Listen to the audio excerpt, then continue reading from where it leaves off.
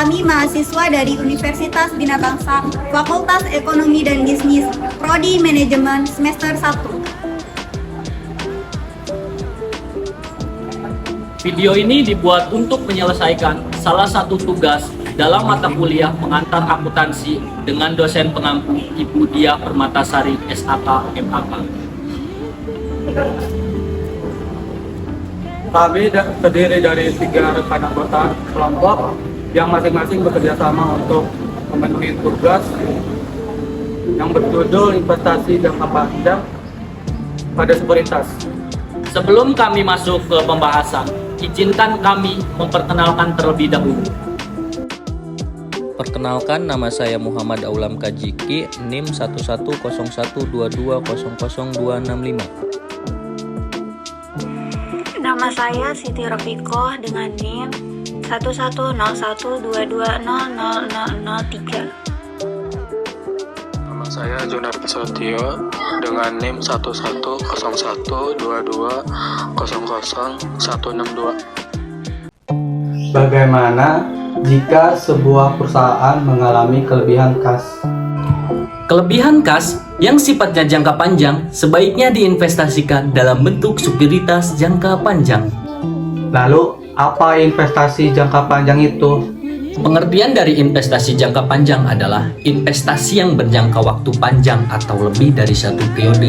Tujuan dari investasi jangka panjang adalah yang pertama, mendapat sumber penghasilan.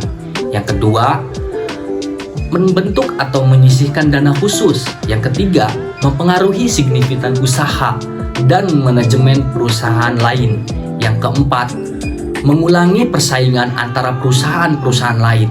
Yang kelima, mendapatkan pasaran dari produk yang dihasilkan dan pasokan bahan yang diperlukan.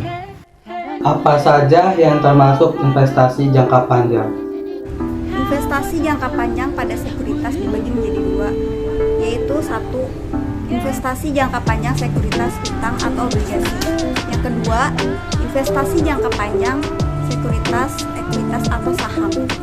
Tujuan dari investasi jangka panjang sekuritas utang atau obligasi adalah untuk mendapatkan penghasilan rutin atau bunga obligasi dalam jangka waktu yang dimiliki sampai jatuh tempo yang pada umumnya berumur dari 5 tahun sampai 12 tahun, tetapi dapat juga dijual kembali sebelum jatuh tempo apabila perusahaan membutuhkan dana. Sedangkan investasi jangka panjang sekuritas, ekuitas atau saham bertujuan untuk mendapatkan pendapatan atau dividen dan bertujuan untuk mengendalikan serta mempengaruhi perusahaan lain secara signifikan. Yang signifikan tersebut merupakan kemampuan perusahaan untuk mempengaruhi kebijakan penting perusahaan atas operasionalnya. Saya akan menjelaskan pencatatan jurnal investasi jangka panjang pada sekuritas, dimulai dari sekuritas utang atau obligasi. Bagaimana ketika perusahaan untuk memperoleh obligasi tersebut, tapi dengan tujuan untuk investasi jangka panjang, artinya tidak untuk dijual belikan sehingga memang dimiliki sampai jatuh tempo.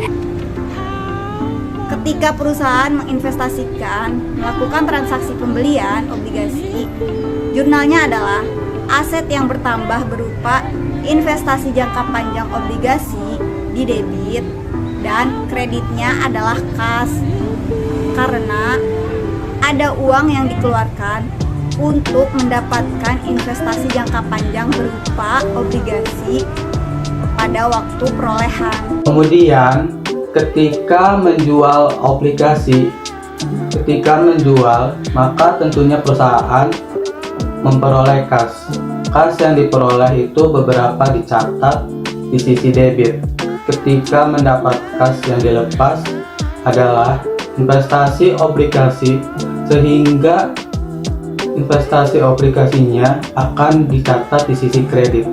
Serta perlu diingat ada selisih atau tidak antara harga perolehan dengan harga jual obligasinya tersebut. Selisih tersebut maka dimasukkan sebagai laba atau rugi. dari penjualan investasi jangka panjang tersebut.